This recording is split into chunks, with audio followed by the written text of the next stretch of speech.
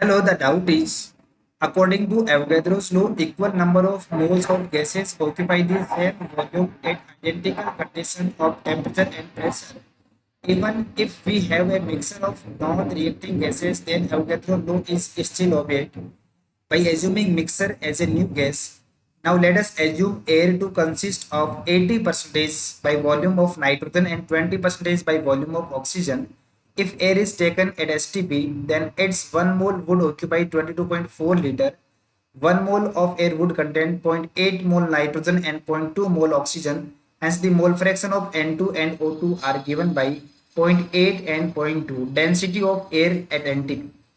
देखिए बेटा, तुम्हारे पास में यहाँ पे मोल्स ऑफ नाइट्रोजन की बात करूंगा तो वो तुम्हारे पास में 0.8 है।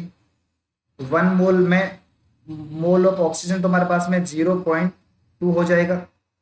तो यहाँ पे अमाउंट ऑफ नाइट्रोजन की बात होगी तो बेटा किस तरीके से होगी, 0.8 मल्टीप्लाई यहाँ पे 28, ये तुम्हारे पास में आ जाएगा बेटा 22.4। अमाउंट ऑफ ऑक्सीजन की बात होगी तो यहाँ पे 0.2 मल्टीप्लाई 32, ये आ जाएगा तुम्हारे पास में 6.4 ग्राम। ठीक है, आप यहाँ पे total total mass of mixer लिख सकते हो बेटा। टोटल मास ऑफ मिक्सर की बात करोगे तो 22.4 प्लस में 6.4, ये तुम्हारे पास में आ जाएगा 28.8 ग्राम। ठीक है बेटा, 28.8 ग्राम आ जाएगा।